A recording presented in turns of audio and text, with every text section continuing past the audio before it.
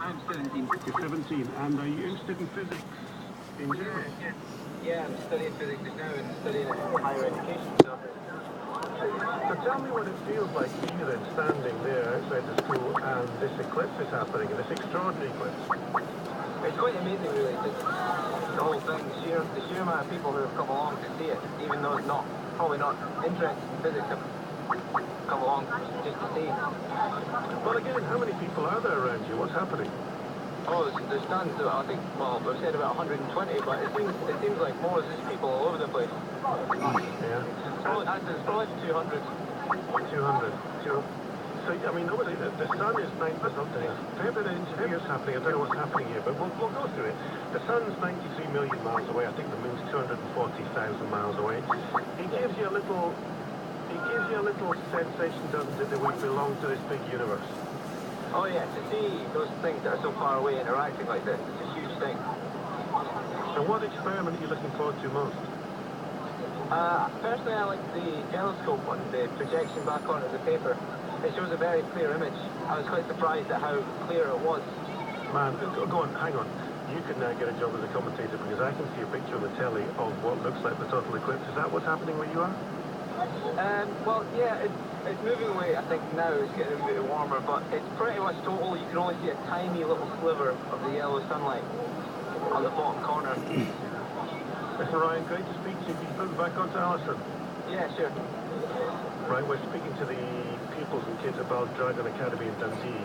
I think there's about 200 people watching it. Hi, Alison. Hiya. Just a quickie, I mean, tell me what's happening there now, and what do you really hope the kids get out of this? I'm just hoping that the kids realise that, when I'm in the classroom going blah, blah, blah, and that the moon moves around the earth and the earth moves around the sun, and that you can only get this alignment when the moon's shadow is cast on the earth because it moves in front of the sun. This makes it real. They can actually see it. They know we're standing in the shadow. They see the changes that can occur. So instead of me just going blah, blah, blah, this is the actual biggest experiment you can get. Okay, thank you. Great to talk to you. Thank you very much indeed. That's Alison Burnett in Baldragon. We've got another caller on the line. Hello. All right, thank you. Okay, cheers. Hello. Hello. Hello, who's calling? Who's that? I'm Steve Sankey. I'm phoning from Central State North, mate. Steve, I'm sorry, I'm on an internal messaging system. I'm just getting to grips with you. So that's Steve. So tell me, what's it like? Where you are? What's it like? Yeah, right. I'm right in the southern tip of the Orkney Islands. I'm a place called Berwick on South Ronaldsay. Yeah. And I've been here for the last hour and a bit watching the eclipse arrive. And just as it approached as total as it could get, a big black cloud just came over. But we've done pretty well. Really? Is it dark? Not really, no. The last eclipse I saw was in '99 off the south coast of Ireland, and it went pretty dark there. But it's not very dark here, no. It's pretty dark in Glasgow, I tell you, looking out the window. It's pretty dark. Really? Yeah. It's always dark in Glasgow. I mean, it's a silly question, but how does it make you feel, an eclipse? Well, what I'd quite like to discuss is how did it make the folks that used to stay here 6,000 years ago feel? What was their thought when suddenly the lights went out? Well, that's a great topic, isn't it? Because there are some very famous eclipses, notably when Jesus, I think, did Jesus rise from the dead in theory? And there was an eclipse at the time, and there were various eclipses over the centuries. Yeah, that would make sense, yeah. But you'll realise, of course, in Orkney we had a very big population 6,000 years ago.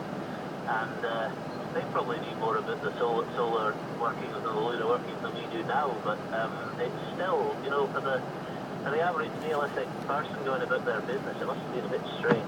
What's your guess about how they thought of it? Well, it would be really important to them because the stages of the year were really important for basic things like planting crops.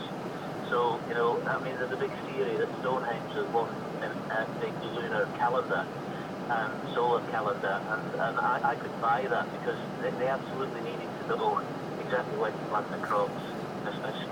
Otherwise it would starve. Let me bring in more of these texts. Lots of texts coming in. 80295, where are you? What's the eclipse like where you are? Just in 10, not saying that maybe then this is to do with the drink driving. We'll discuss the drink driving later on. Bill Bowles, Curtis, I was in the police for 9 years, never attended an accident where the culprit was borderline drunk. It was either no alcohol or totally drunk. Is there any evidence that there's a problem with accidents being caused by drivers in the 50 to 80 micrograms per milligram bracket? I don't think there is. Sterling says, I can see Bogall travelling between foggy Straven and cloudy Ayrshire. At least I have memories of the last time. Some Drew saying I'm at Hunterston Power Station. It's cloudy. The last one in 99. I watched with the orphan refugee kids in Kosovo when I was in the Royal Engineers, and the kids were very afraid. This is Mo saying, I've just seen the eclipse through a gap in the clouds. She says it's extraordinary. Well, let's cross, shall we, to Ken McDonald. Thanks for that, Steve, and we'll get back to John later on. Ken McDonald is at the site centre. Hello, Ken. What's happening? Hello, yes, it was the Science Centre, not very far from your studio, actually, and we've been having a whale of a time. There's about 400 young people here. They've come as part of many of them have come as part of an idea called Mission X, which we'll be talking about in a minute. But the great thing is, with tremendous timing, it's about 8:32 when the moon started passing in front of the sun. We were able to see it, and the clouds moved in. Then we passed it again, we saw a bit more of the eclipse, and then right at the point of totality, well, what did we see? We saw an eclipse. What was it like? Just for people who might not